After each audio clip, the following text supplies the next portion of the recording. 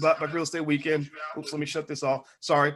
And so let's talk about this. So let's talk about what it means, to obtain wealth, to become rich, or whatever that means. Here's the deal. When you talk about wealth and rich people, I encourage you to consider something that Facebook founder Mark Zuckerberg does. Right? He's not the best example, but that's an example that I'll use because the man makes about, I don't know, maybe $500 million a week or something. Right? And so one of the things that he does actually with Facebook is he's a copycat. He sees something that works and he copies what's working. Right. And if it doesn't work, he doesn't copy what's not working. He copies what's working. That's one of the things he does.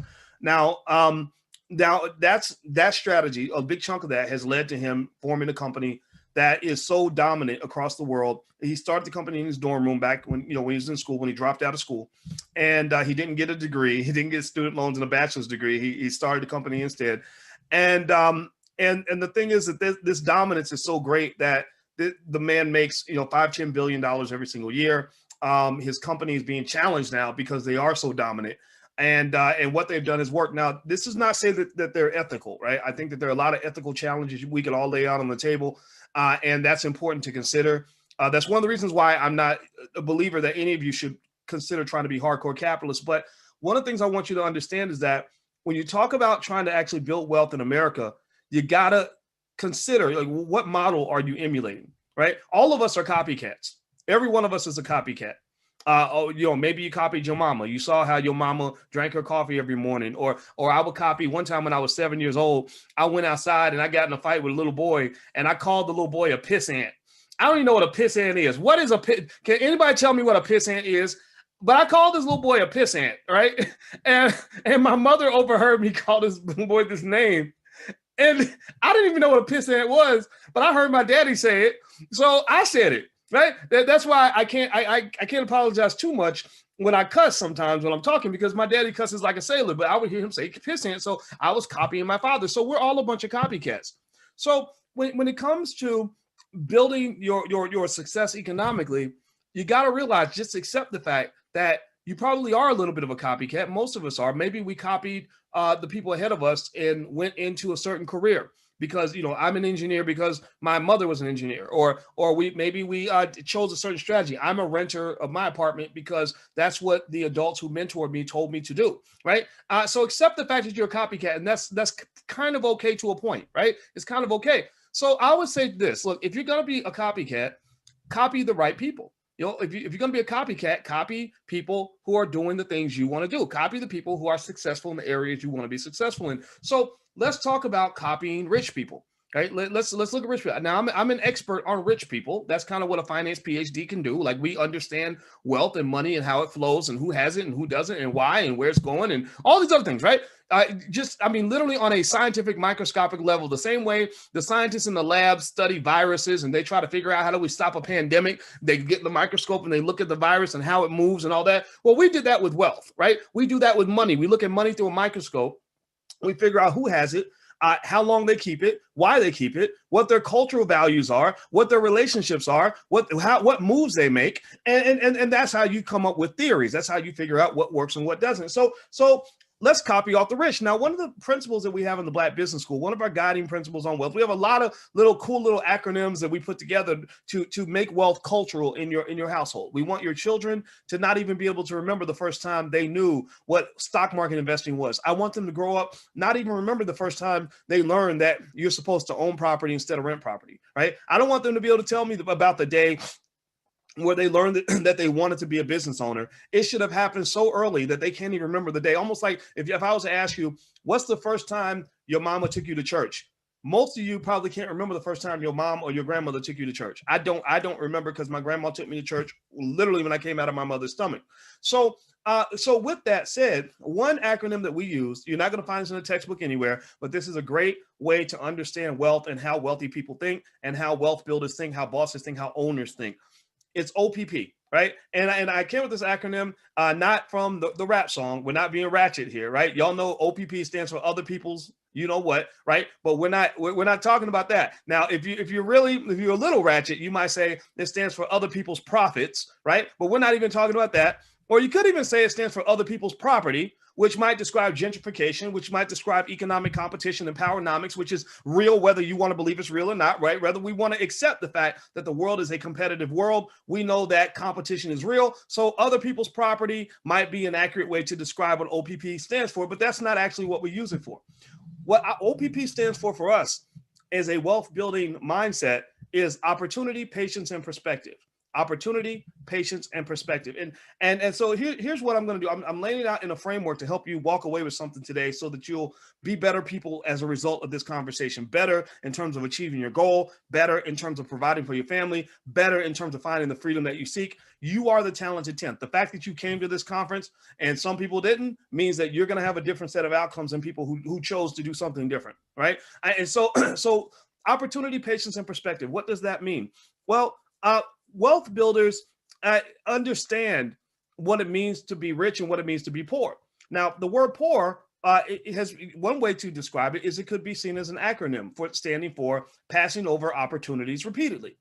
How many of you, give me a yes or no, how many of you know somebody who stays broke and every time and literally because they've never known what an opportunity looks like and don't know where to get them and don't have the hustle to go out and grab them, they stay poor because they pass over opportunities repeatedly. So you can literally put $1 million opportunity in front of that person and they're not going to see it, right? It might be because they're only trained to have a job seeker vision, right? Like, so for example, I've hired people, I've worked with people where I said, hey, you can take a partnership in this business deal. And I'm thinking this person can make hundreds of thousands of dollars, but all they know how to see is a paycheck. That's all they can see, right? And that comes from a kind of economic thinking, economic training that did not teach them how to scout for different opportunities. It's like going out in the woods. If I don't know how to survive in the woods, right? If I were to go out into the woods, I'm not a person that can identify food everywhere that it might be. I can't look at a berry and know if I can eat that berry or not eat that berry, right? You can put me in the Amazon where there's plenty of food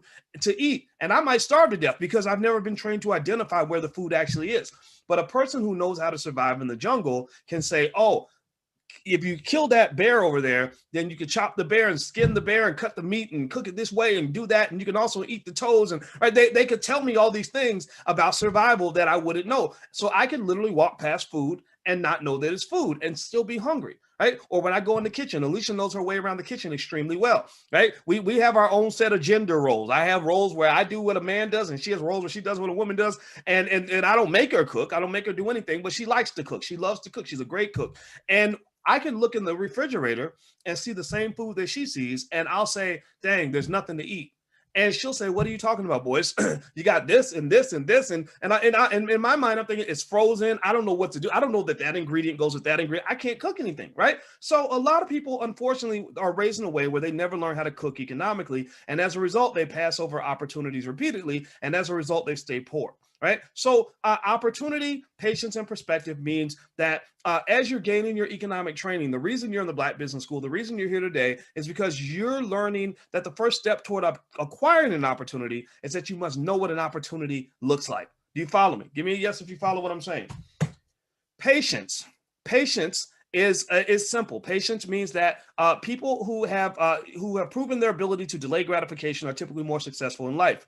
When they have studied cultures that have been the most successful cultures in history, a Yale professor did a study. It was not completely scientific, but scientific enough, where she studied which cultures bred the most success. She identified, this is an Asian lady, she identified that the Nigerian culture has the best incubator for success. And one of the factors for success was the ability to delay gratification, the ability to be patient, the ability to wait and let things kind of play out, the ability to plant a seed and let that seed grow, right? And what she's basically saying is that Nigerian people naturally, inherently, in the middle of all the other things that make them strong and capable, they invest in education, they invest in assets. They're more likely to to understand that in order to have a harvest, you must plant a seed. And so patience just means that people who have wealth tend to be patient. Gentrification, we're talking about real estate today. Gentrification did not start last week. They didn't decide last Tuesday that they were going to go take over all the neighborhoods across America. They started planning that in the 1970s. And they patiently made strategic steps over a long period of time that allowed them to make a power move for their grandchildren. right? So in order for you to be successful, I encourage you to understand what patience looks like and to realize that wealth, Warren Buffett said that wealth is simply a transfer from impatient people to patient people, short-sighted people to people with a long-term vision, right? People who are looking for the hit it and quit it to people that are looking for the long-term win, right? People that are thinking about the short money are giving money to the people that are thinking about the long money, right? So patience is very important. The last piece is perspective. Perspective is the cousin of patience, but perspective is a little different in the sense that if I have a perspective, that means I see the whole chessboard, right? Black people, unfortunately, in America have not been trained systemically to see the whole chessboard. A white supremacist educational system, white supremacist media is not going to train you to see the whole chessboard because you don't get trained to see the whole chessboard when they're training you to be a pawn on that board. They don't want you to see the whole board. They want you to be on the board so that someone else who sees the board can move you around like a chess piece. So a wealth builder tends to have perspective. They have the ability to see the future, the long and wide. They can see what's happening across the world. They can see what's happening long term. And there's a practice. It takes practice to kind of think that way. So I'll give you an example. In mathematics, there was a concept we used to learn called dynamic optimization that I'm not going to go into the details of the concept. It might make your head hurt a little bit, but basically it just kind of says that when you make a decision, you want to think long term. You want to think about where you're trying to go and then work your way backward. That's basically what it says. So I use that actual decision making process when I make decisions in my life. When I think about what I'm doing on a day-to-day basis, I don't think about today. I'm not thinking about right now or 2020, right? I'm thinking about things like the year 2070. And I'm thinking, where do I want Black people to be in the year 2070? And then I work backward. And that helps me figure out what we need to do right now today. Because I'm not worried about today. I'm worried about 2070. The only extent in which I'm thinking about today is that I want to plant seeds that are going to grow for tomorrow. So it's about perspective. The person who has perspective tends to win. So OPP stands for opportunity, patience, and perspective. That's what wealth builders do. And what I want you to kind of consider is this. You probably you may be like me and not quite understanding where you are in time, right? In time, I talked to that 21-year-old. I told you the 21-year-old cousin who hit me up and was asking me for advice yesterday, and it was a great conversation. I love talking to young people who listen. You know, a lot of young people don't want to listen. So, but I said, okay, well, since you're listening, I'll tell you things. If you weren't listening, I wouldn't tell you anything. I would just say, yeah, that sounds great. Go do what you want to do. Good luck, right? But he was listening. So I said to him, I said, you have to be as old as I am to know how young you are. And I said, 21 seems old because you don't know what it means to be 22. You've never been 25. You've never been 30. You've never been 35, 40. So you think 21 is old, and that's fine. Just like I think 49 is old because all I compare to is 48, 47, 46. I said, but a better way to kind of look at your life is to imagine this. Think about it like this. You are the ancestors. You're not the grandchild. You're the grandparent. You're the great-grandparent. You're the great-great-great-grandparent. Rather than looking at your life as 2020 kind of being the culmination of all the things that have happened before today, think about your life in terms of believing that 2020 is the beginning. It's the beginning, right? It's just like 1602. 1602 in your mind is the beginning, right? Of all the things that are going to happen after that. Well, 2020 is the beginning of all the things that the real stories are going to occur in the year 2100, 2200, 2300, 2400, right? So when you look at your life as the ancestor, as opposed to looking at yourself as the descendant of somebody else, it gives you another point of view. Now, I'll give you an example to help you understand that. Imagine if you went back 100 years and you could talk to your great-great-great-grandmother. And you went to your great-great-great-grandmother, and let's say that you wanted your family to be really wealthy in the year 2020. So it's the year 1920, right? The roaring 20s are about to start. Stock market's booming, the economy's recovering from the war, right? And they can't imagine, things like you tell them, oh yeah, in 2020 there's going to be a Black president, or 2018, or 2012, you know what I'm talking about, Obama, right? And they're gonna be like, no way, ain't no way a Black person could ever be president, right? Like a lot of things are happening now that they couldn't imagine 100 years ago, just like 100 years ago from now, a lot of things will be happening that you can't imagine today. So imagine if you said, look, Grandma, we can be really wealthy. You just have to do certain things. And let's say your grandma says, no, but we're poor. We're sharecroppers. We don't have any money. What are you talking about? Well, what would you tell your grandma to do? You might say, well, Grandma, let's get some property. Let's try to secure it, legally so that, that we can buy this land. And let's say your grandma was like, I was going to buy the house, but houses are expensive. This house costs a whole $4,000, right? and you're in New York City, and your grandma's complaining that the house in New York City in the middle of Manhattan costs $4,000, what would you say to your grandma? Right? What would you say? You would say, come on, grandma, let's figure this out. Let's figure out if we can pull together a family fund and buy this house, because this same piece of land is going to cost $1 million in the year 2020, right? That's what you would do. You would do everything in your power to whatever resources were around. You would accumulate those resources so that you could get your foot planted in the sand, so that when the asset value grows, your wealth will grow too, and your family will be better off 100 years from today, right? That's what you would do, right? Well, imagine if, now let's flip it. Now imagine if you're the great-great-great-grandmother or the great-great-great-grandfather, and imagine if you had a descendant 100 years from today who came back and was talking to you. You would sound just like your grandma. You would probably say, oh gosh, real estate in New York is so expensive. That house costs $1.2 million or whatever. And that descendant of yours would be able to say, no, you don't understand, Grandpa. That house is going to be $10 million in my time. So we need to lock it down now, or that those shares of stock, that Amazon stock that's 3,000 now costs 300,000, or that Bitcoin that's 20 grand is $500,000. Grandpa, we must invest. We got to make a move now. We must do it now, right? That's what your descendants are screaming to you. That's what they're saying to you. They're saying, make a move. And you're saying, well, I don't really have enough, or I don't really know what I can do. And they're just saying, like, make a move. Your biggest teammates, your biggest economic teammates are people that have not been born yet. They're not born yet, but what they're screaming, from wherever people live before they're born on earth, they are screaming, make a move, do something, plant a seed, right? So my point today is to hopefully convince you to understand that you got to plant a seed. I don't care where you are. You got to plant a seed. I don't care how much money you have. You got to plant a seed. I don't care if you don't think you know exactly what you're doing, you got to plant a seed.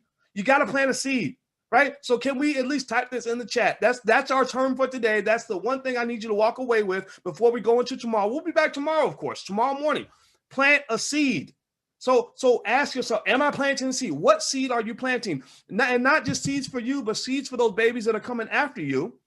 And, I know a lady who just told me not too long ago that she bought her first house because her grandfather planted a seed and bought one of those war bonds in 1942, right, to support the war effort. And that war bond allowed her to buy a home to allow her to go through her life without ever having to pay rent, which therefore planted the seed or opened the door for her to actually be worth $1 million right now. A regular person doesn't start a business, none of that fancy stuff. Just she's a millionaire because somebody planted a seed. So that's my point for you today. That's what I want to walk away with. That is my message. Plant a seed. You must plant seeds. Communities that plant seeds have a harvest. If you do not plant a seed, you will have no harvest. But if you plant seeds on a regular basis, then I guarantee you your harvest will be bigger and greater than anything you can ever imagine. Most extremely wealthy families had a seed planter who could not on any level imagine what that seed was going to become. It ain't like what you think. It ain't this visionary thing where the future millionaire knows exactly what they're doing and they know for sure that it's going to turn into this big harvest. They don't know these things. They're just planting seeds. And that comes back to faith. And if Black people know about anything, we know about faith because most of us go to church on Sunday, or at least at some point in our lives, we've done that. So lean on your faith and plant the seed and then let God and the universe do the rest. You are meant to be great. You are meant to have abundance. Your family will have abundance. Let them solve the hard problems.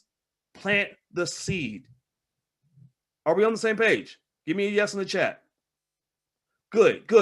Okay, so I'm going to go. I want to say thank you to everybody who has helped put together the first day. We meet again tomorrow, BlackRealEstateWeekend.com. If you haven't registered yet, or if you know somebody hasn't registered, just send them to BlackRealEstateWeekend.com. They can join us for the second day. Also, those of you who want to take a look at Julian Gordon's offer from the Black Business School, the multifamily property program, you can go to theblackreigroup.com, THE, theblackreigroup.com. REI stands for Real Estate Investment Group. So it's theblackreigroup.com. So feel free to go take a look at that. We will see you guys tomorrow. Thank you so much to the team, Jessica and Taryn and Lawrence and Duel and I hope I didn't miss anybody. Oh, Carmelita, of course, and Candace and Miss Stephanie and everybody else that came through. This has been absolutely awesome. And our goal is to change the world. And that's the seed we're planting. We're planting the seeds in you, or you are the seed, or however you want to look at it. But we're going to win because Black people are winners. We've been winning since ancient Egypt and before, and we're going to continue to win in this generation.